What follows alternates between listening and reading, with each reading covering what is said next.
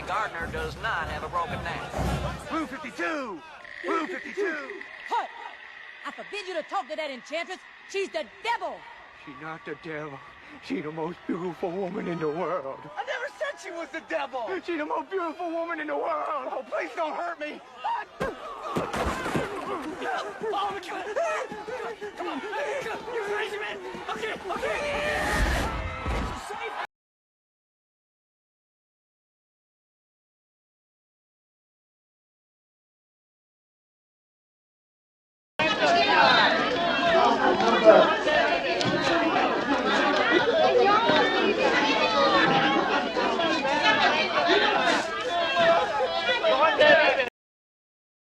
Hey, kid, I want you to spill your guts. Tell us everything.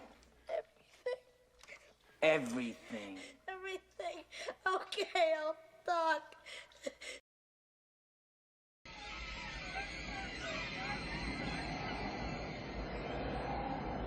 There can be only one.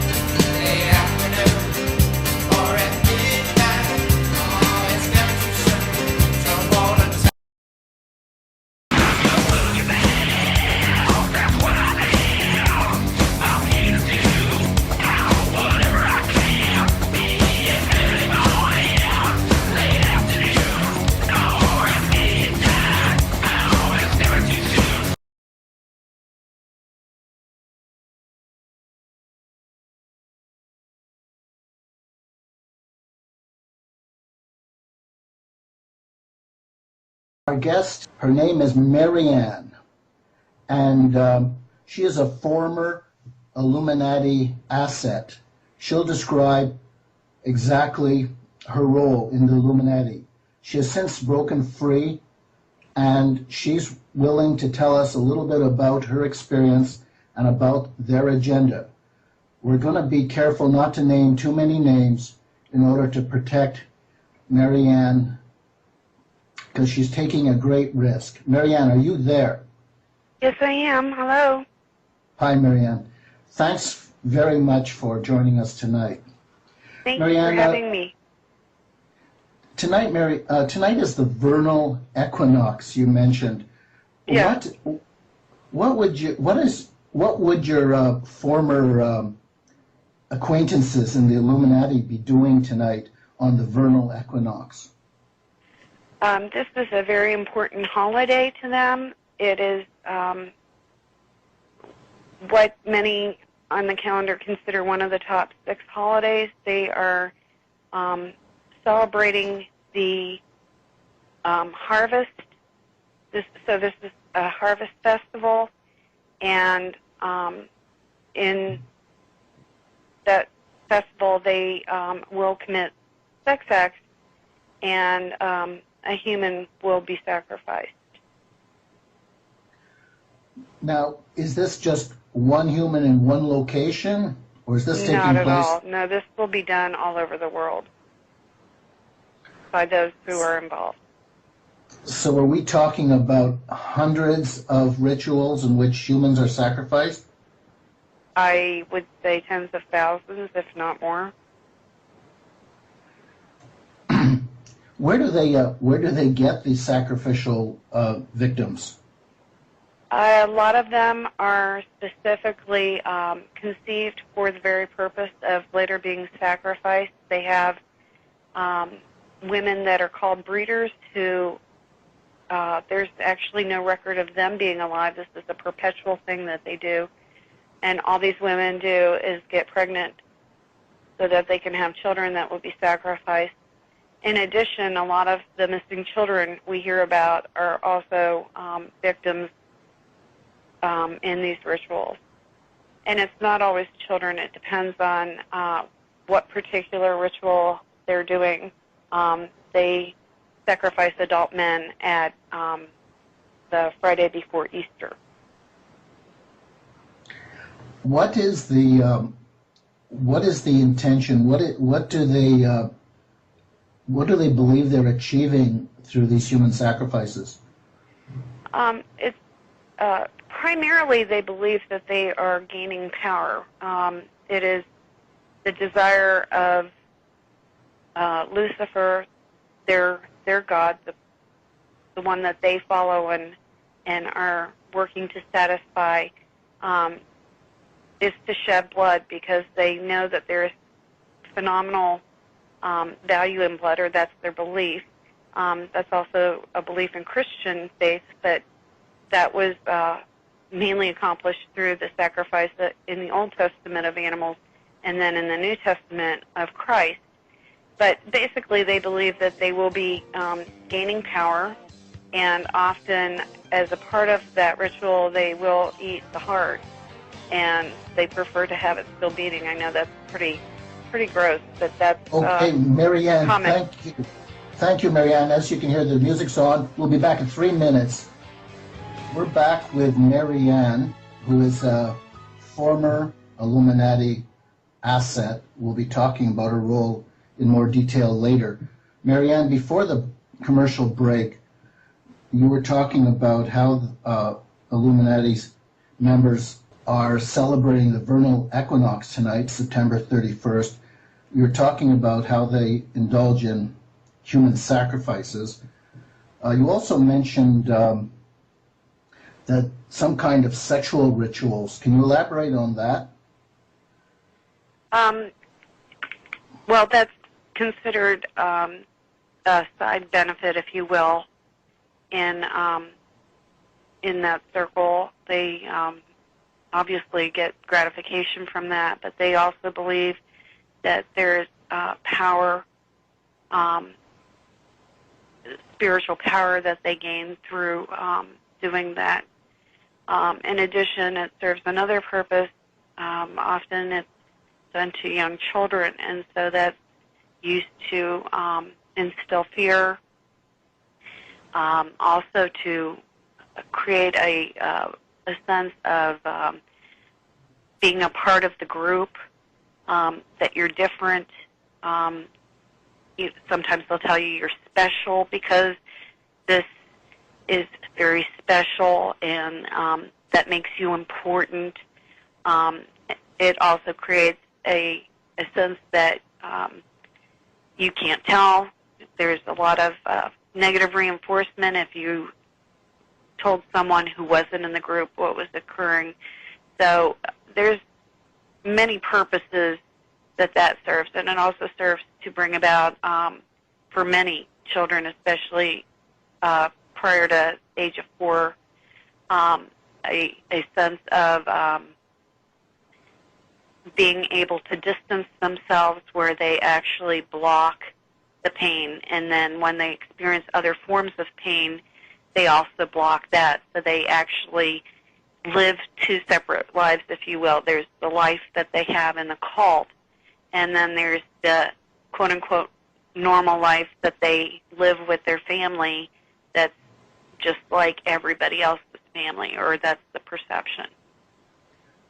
Marianne, who are these people who commit these acts during the daytime?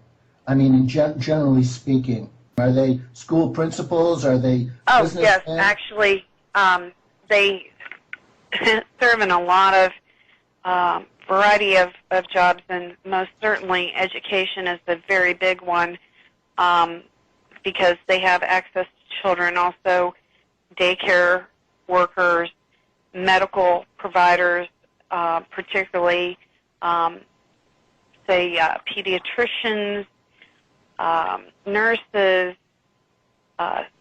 therapists, and a lot are in the psychological community because they want to make the person doubt that what they experienced was really an accurate perception of their life. But they're in all walks of life, and I think that's really important to note, that they're in the banking industry. They're in the legal system very prevalently, law enforcement, judges, government agencies, for example, people who award contracts within local, state, and federal agencies. They're very heavily involved in the legislative branch of our United States government. They're in the three branches of our national government in the United States, the executive, the legislative, and the judicial. In other words, they've networked in a lot of different professions, primarily so that they can cover for each other. They're also very involved in technology, in the life sciences, in the computer industry, military, very heavily in the military, in the religious organizations, in a lot of the charitable organizations.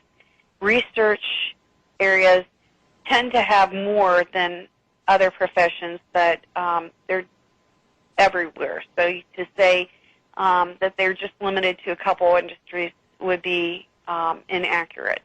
Now, how do these people fit into our understanding of Freemasonry? Well, first of all, Freemasonry, on one level, is a organization that markets itself as a group of men that get together and socialize and provide each other with business contacts. But on a deeper level, there are a number of positions within Masonry. They're called levels, and as one works their way up, they become aware that they are worshiping another god other than the Christian God, because they recruit primarily among Christian people. And as they move forward, their involvement in various types of crime, particularly crimes against children, become much more prevalent and frequent. So, for example, if you would talk to a level 1 Mason, somebody who's just joined, they basically really don't know what they're getting into, and they don't know that there are meetings that they're never invited to and rituals that are occurring in their lodge that they have no access to. So, and there are other organizations that also have people on very low levels of involvement, and basically these people are outsiders. They'll never attain a significant amount of power. They probably will never participate in a sexual scenario or in a sacrifice scenario. They're usually what I guess I would term are throwaways. They're useful to get access to various pieces of information. A lot of times money will change hands, or maybe a promotion will occur if they're willing to help accomplish a certain task. But they will never make decisions that will impact large numbers of people. Marianne, how are people chosen to participate in the kind of rituals you described? Well, I think it's really important to note that, first of all, this is not a group that you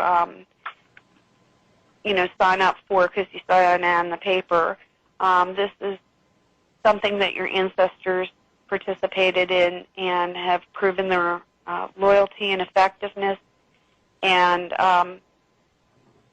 this is something that goes on for generations, and oftentimes it's something first of all, that you're born in. If you're going to be a high-level person in the organization, you're absolutely born into it, and you're trained and you're studied throughout your childhood to see what your aptitudes and talents are and your level of loyalty and commitment are. And then based on your individual positive and negative, they select tasks that would be appropriate where you can perform well for them. And people who are in the Masons and the Illuminati, also referred to as the light bearers, can sometimes come through various states. The Mormons in particular have very close ties to the Masons, and I think that's part of the reason why they are so well-versed in their ancestry. Also, the Nation of Islam, the worship of Islam, has a lot of parallel belief systems, as well as what the Illuminati believes. I'm not sure if I answered your question very well. Let's just step back for a moment. Okay. Looking at the United States, who are these families? Are they're generational Satanists? Yeah. Are they prominent families? Absolutely. Absolutely. They're people that are in the news on a daily basis. And sometimes it's the people behind them that are even more powerful. They're the people that you and I will never hear about on the news. And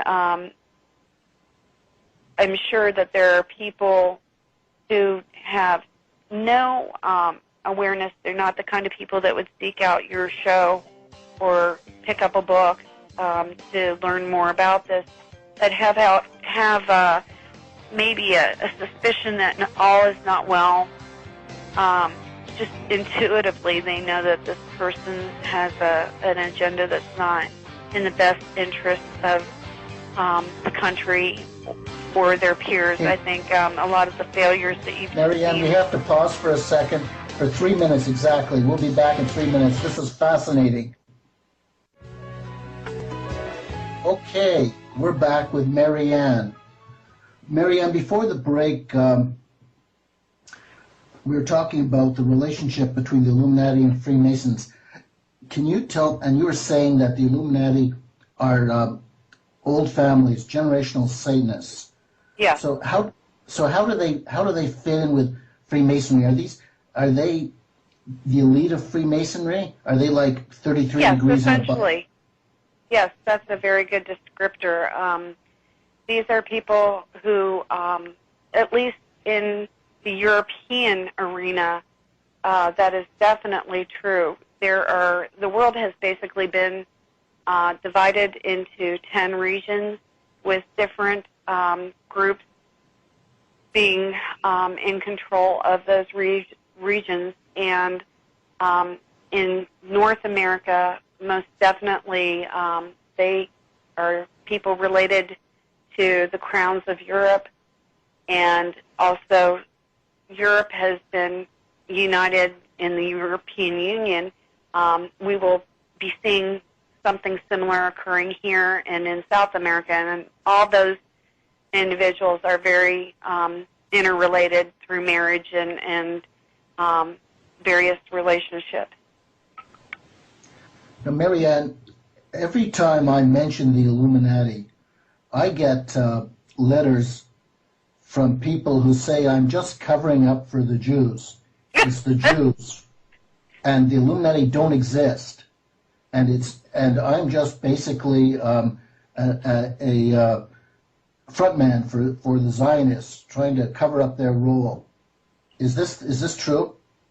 Actually, I find that pretty funny. I would most certainly. My first thought is those are the people that are writing you are the people that you're exposing. It's as if you were to say that every Muslim is a terrorist. Every Christian, speaks in tongues. I mean, there's just no way to delegate and assign a group of people as being solely involved in domination when it comes to religion. In fact, Masonry is very similar to many of the teachings in Islam. So I find that really interesting that they would accuse you of that. Realize that their agenda is to keep people in the dark so that they can do what they want to do. But Freemasonry is based on the Jewish Kabbalah, and Jews have claimed a connection with Freemasonry. Do you have any particular knowledge about the relationship between Jews and the Illuminati? Yes. First of all, any good Jew knows that there are different thoughts or what would be comparable to a denomination in the Christian church. And Kabbalah is, number one, very, very involved in the Freemasonry. It's just as Wicca and paganism and some of the other esoteric groups, the New Age group, all play a role in the Illuminati and their agenda. So, yes, there's absolutely some people who are Jewish who have a lot of control in this, and definitely, we are familiar with those people that have been named, and that's accurate. But to say all are involved, that's really unfortunate, and it's distracting from the real issue. Well, you've mentioned Mormons, for example. So there's and some Muslims. So Nation of Islam you've mentioned. So there's various groups contributing to this Illuminati. You mentioned the Illuminati agenda. Is this financial breakdown that we're seeing now the financial breakdown that they predicted will lead to martial law? I believe so. That is why I'm on this program. I feel that very strongly. Will it come tomorrow? I don't know. Is it coming? They're definitely pushing that. There are other forces that could come and maybe postpone that, or they might postpone it themselves if they have a reason to believe that they're not going to be able to pull it off like they desire to pull it off, whatever that means for them. But definitely this is a very big attempt in shifting financial resources from those who are not in the Illuminati to those who are a part of it. And make no doubt about it, they have been planning this for a very long time. This is not a surprise to them. Well, this is a good moment to pause for 3 minutes, and then we'll have a 17-minute segment without commercials. Thank you, Marianne. We'll be back in 3 minutes.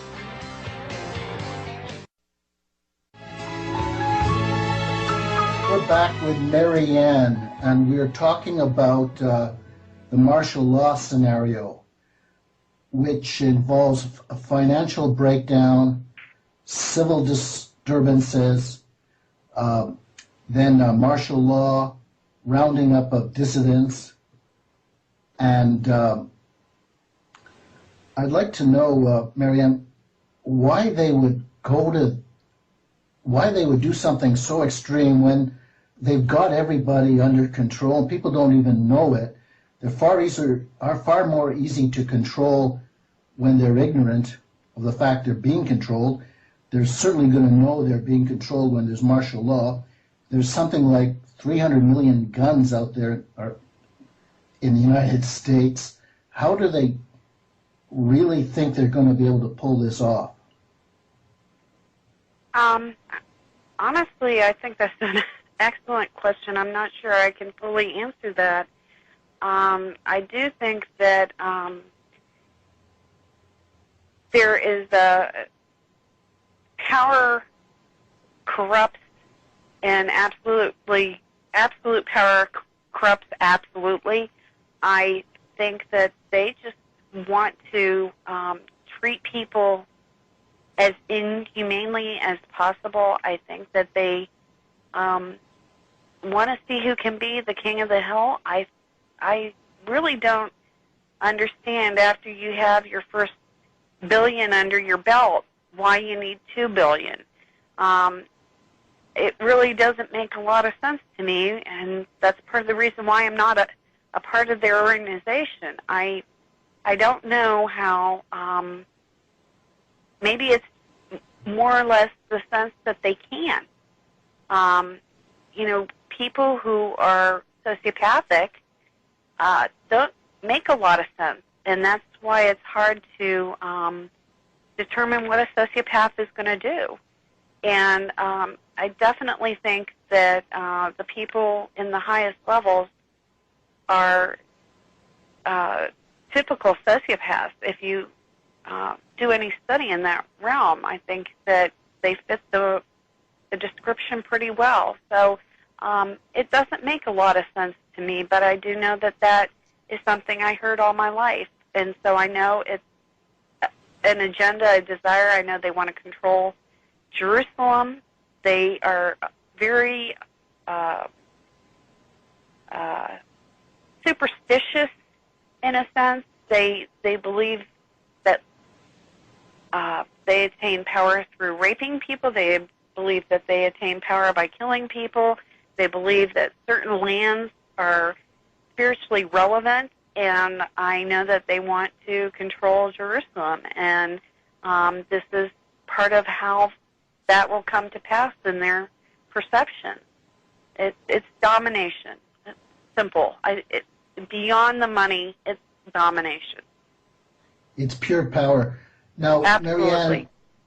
Marianne, you've indicated that you've associated with people, the top echelon of the Illuminati, perhaps not the very top, but certainly the top echelon of people we would know about. Yeah. What are these people like as individuals, speaking in general terms? A lot of them, and especially I think this is why they hold positions that they do, a lot of them are people that you'd never guess. They're people that are very good in front of a camera. They're very good at public speaking. They have a way about themselves that's very charismatic, and that's specifically why they're often chosen for the particular position that they're in, is because we all have aptitudes, and this is something they study from very young ages, and something that they are constantly grooming. If you show an aptitude for maybe solving puzzles, you might be directed into medicine or directed into law. As I said, they're in all areas of the government. And so people who play well with others, to use a common phrase, are people that are in very commercial contact type jobs. They might be a CEO of a company or a public relations person or a salesperson, but particularly in government, they're more than likely your congressman or your senator. And this is at all levels of government. Marianne, what percentage of Congress, and I mean the Senate and the House, do you think are members of the Illuminati? Well, that's hard for me to gauge. I have been out for a little while, so I don't have all the people in mind that necessarily I traveled in the circles that they did, but I would say 80-90% is very safe to say, particularly when you're considering the House of Representatives. In the Senate, I think it's pretty much a given that if you're a senator, you're definitely a part of it. What about the candidates for president and what about the candidates for president and the vice president? Well, it is my experience that you do not get to serve in that position unless you're involved and totally sold out to their agenda. In a previous conversation, you mentioned a certain monarch, and how this monarch was, I think you said, a piece of work. Can you elaborate? Yes. A very, very powerful person, and has had a phenomenal influence in the way things happen here and within Europe and probably other parts of the world as well. Very much related to world leaders all over the world. If you study history, this would be very obvious to you. And I consider this person to be absolutely terrifying. Every interaction I've ever had with this person was chilling. And there's in general terms, first of all, you've heard stories about shape-shifting. Is there anything to that? Yes, there is.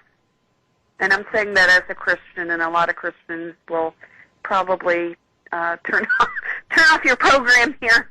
Yes, absolutely. Can you, in very, very general terms, so that you can protect your identity, give us an idea of how you would have contact with someone of this power? Well, I was groomed from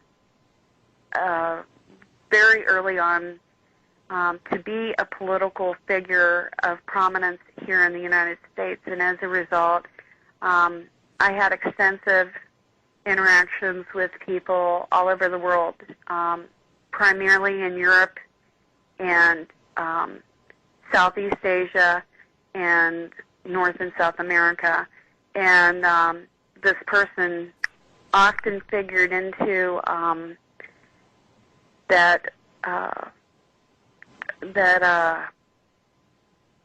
those meetings, and I was asked to do things by this person. I refused. There was a very well-known crime that happened.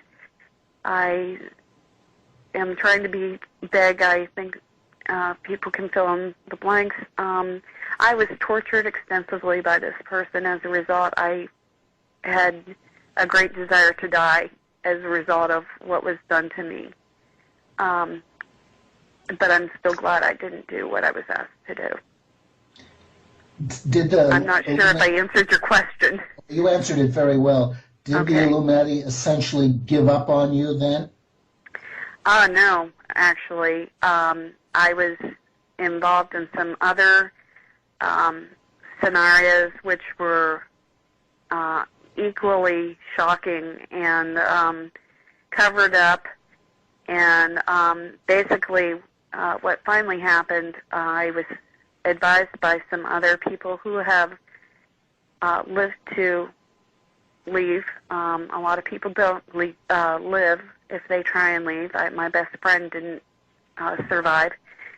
And they basically told me that I needed to document my experiences and let the people involved know that should I disappear or commit suicide, that the film and the documentation should be released to media outlets, and the police should be given that information so that the people who are involved would be implicated, whether anything happens to them.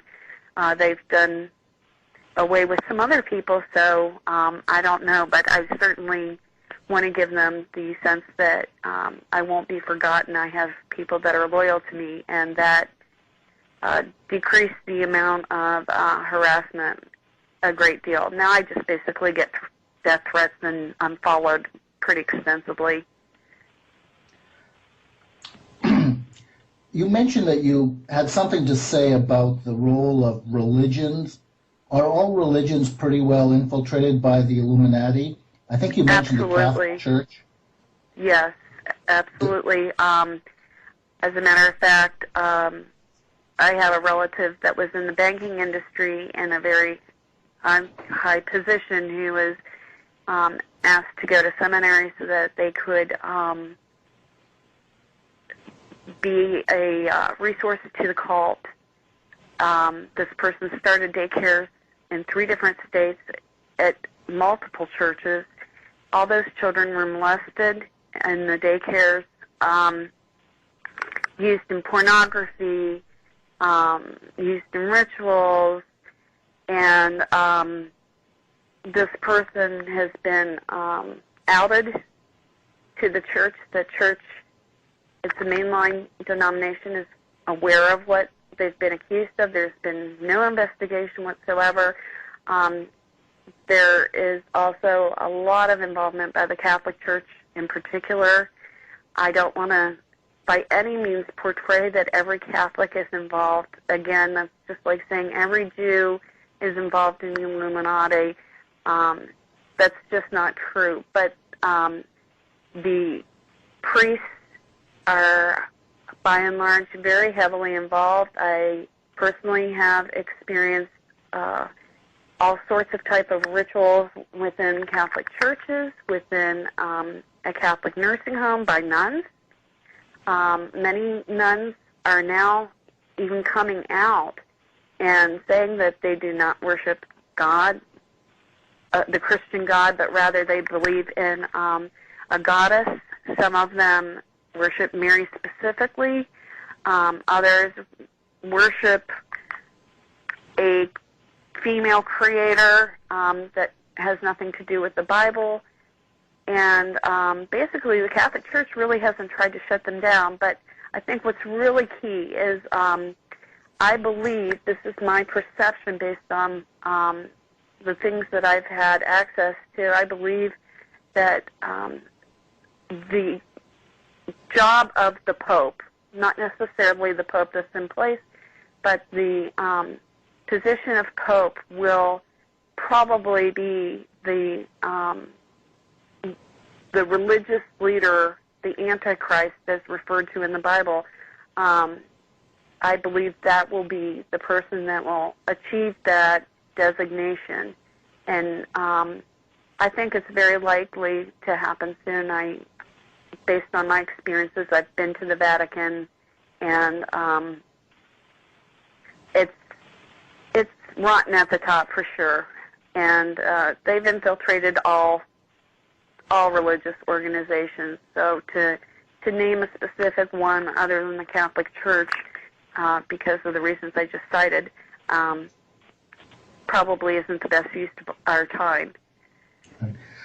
Marianne, just say no if you have no information on this. Sure. Is Russia and China and Iran, are they all part of this Illuminati network? I believe all countries are a part of this. The small ones, if they are not a party to it, the leaders are either assassinated or they disappear, or they get arrested for something and end up in a U.S. prison for years. You don't say no. You mentioned that the homosexual agenda had something to do with the Illuminati plan. Yes. We know that a lot of Illuminati members are homosexuals, are they not? Yes. I'm curious, why would they have an AIDS epidemic that killed so many homosexuals if they're homosexuals themselves? I think notably I think that this is something they have a great deal of control over. So I think they have some mechanism in place that they protect those who are working on their behalf. I think there's several reasons why this is becoming much more prominent. Number one, I think they really want to create a sense of isolation. Even in homosexual relationships, they tend to have a lot of partners. You're seeing that in heterosexuals as well. There are a lot of people that practice bisexuality, but a sense of where we are culturally speaking, people are, by and large now, there's more single people that are adults than people that are married, and that's a dramatic shift from even a couple decades ago. And Marianne, can I interrupt? Marianne, can I interrupt you? Yeah. What you're describing is symptomatic, and I've described that. After the break, though, can you tell me whether this agenda was ever mapped out for you? We'll be back in 3 minutes. Okay, we're back for a short concluding segment with Marianne. We have about 3 minutes, Marianne. Oh, wow. My book is all about, my book, Cruel Hoax, Feminism and the New World Order, is all about how they're trying to turn us into homosexuals. But that's all written from the point of view of looking at their propaganda and looking at the effect of the propaganda on marriage and the family and the birth rate and so on. Was this policy ever enunciated to you? Yes, primarily they are doing anything that they perceive as rebellious against the Christian God, that is heavily taught against, and therefore that's a means of blackmailing people if they don't follow the program that's been set for them. And there are other things I think probably your book covers very adequately, so perhaps we should move on to something else. Let's move on to the issue that made you come forward. Yes. And that is your fear of martial law. And in a previous discussion, you were saying that we should prepare. Yes, absolutely. I think first of all we need to prepare and look at what's really critical. Our values. You know, a lot of people that came out of the Holocaust had some pretty insightful perceptions. I don't know if you're familiar with Martin Niemöller, but he talks about how the Germans kept coming for different types of people. He didn't stand up because he didn't belong to the communists. He wasn't a Jew. He wasn't a unionist. And then basically he said they came for me, and he was a Protestant, but there was nobody left to stand up for him. So, you know, we have, as a group, we need to realize that we owe ourselves, our community, a cohesiveness, that only we as a unit, as a group of people, can decide to stand up to this. You know, if they declared martial law, I think one of the great things that we could do as individuals is basically block the roads with our cars. Just get in our cars, and whenever that martial law, the curfew takes place, you know, just block the roads. They can't arrest everybody. They back down, and there have been times in the past that they were planning to roll out something, and they backed down because they saw that people weren't going to swallow it. It's just like the chips that they're planning in the elderly and in our animals. They want to do this to everyone. And if we stand up and say, no, this is not acceptable, then we have a chance of postponing their plans. But I think also as individuals, I think we need to try and get out of debt, and I think we need to take that very seriously. I think we definitely need to have gold and silver on hand. I think that it's important that we, maybe stock up on the important things such as What about guns and ammunition, Marianne? I think that would be something a wise person would do. I think Marianne, that this is... Go ahead. Oh, I mean, this is the time. We are in a critical phase of our lives, and I think we have to take that very seriously. And I think that they might do things with the air. They're already doing a lot of things with the air. They might pollute our water. They might do something else that will cause a lot of fear and people to isolate and just react. And I think we need to keep our presence of mind and think about how it benefits their agenda and not succumb to what they tell us to do.